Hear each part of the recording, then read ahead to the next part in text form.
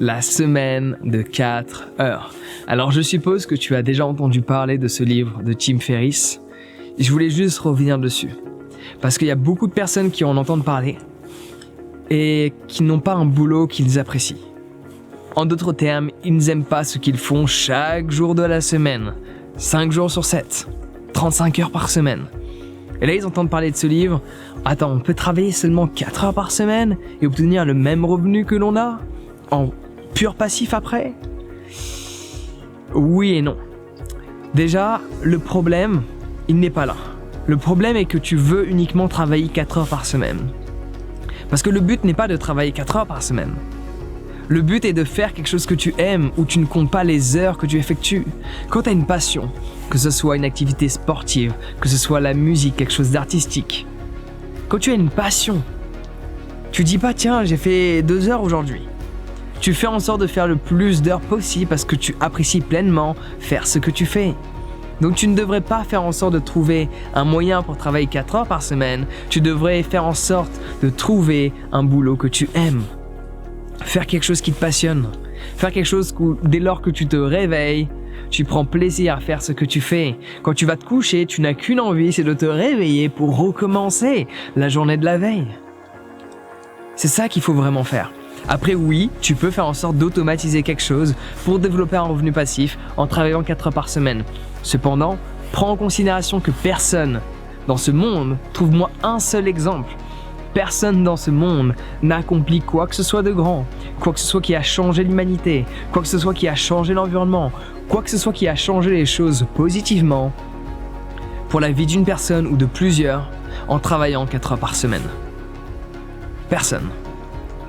Et pour en arriver là, à automatiser un système pour faire en sorte que celui-ci nous apporte XY revenus, en travaillant seulement 4 heures par semaine, il faut déjà travailler des dizaines et des dizaines d'heures par semaine dessus pendant plusieurs mois pour en arriver là. Et prends en considération qu'il a fallu aussi à une personne des centaines, si ce n'est pas des milliers d'heures d'apprentissage, de mise en place de stratégies et de compétences qui ont été acquises au cours de plusieurs années pour en arriver à ce stade-là. Et le problème, c'est qu'il y a beaucoup de personnes qui ne prennent pas en considération ce livre, qui ne remettent pas les choses dans un contexte. La plupart des gens qui lisent ce livre sont des gens qui n'aiment pas leur boulot et ils voient ce livre, ce système de 4 heures par semaine comme étant un échappatoire à leur vie. Trouve un boulot que tu aimes et une fois que tu fais quelque chose que tu aimes 50 heures par semaine, tu pourras dire tiens, je vais m'amuser à faire un truc. Parce que Tim Ferriss ne travaille pas 4 heures par semaine. Le mec qui a écrit le livre ne travaille pas 4 heures par semaine. Il est réputé comme étant une personne qui travaille énormément. Il a plein de sociétés différentes et il travaille énormément. Alors certes, il a certaines sociétés où il travaille peu d'heures, mais il travaille beaucoup dans l'ensemble. Il fait pas 35 heures. Cette idée aussi que les gens ont t'as un boulot que tu n'aimes pas, tu travailles pour toi et tu pourras travailler moins. Non. Quand tu quittes un 9h-17h, généralement tu le quittes pour travailler un 8h-8h.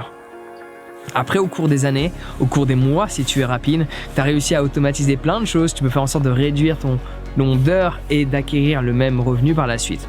De développer de la productivité. Ça, tu peux le faire. Développe de la productivité dans quelque chose que tu aimes. Il y a des choses que tu aimes faire, mais tu pourrais faire en sorte de faire toutes ces choses en un minimum de temps. Ça, c'est utile.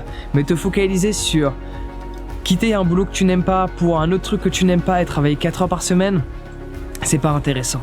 Fais quelque chose que tu aimes et tu n'auras plus jamais besoin de compter le nombre d'heures que tu fais chaque semaine. Prends ça en considération. Et tu peux faire en sorte également de développer ta productivité. Il y a plein de choses personnellement dans mes différentes sociétés. Donc j'ai une SASU et j'ai une SCI que j'ai automatisées. Il y a des choses que je check juste une fois par semaine, d'autres même une fois par mois et d'autres que je ne check même pas parce qu'il n'y a pas besoin de checker. Ce sont des robots qui travaillent. Et il y en a d'autres où c'est délégué.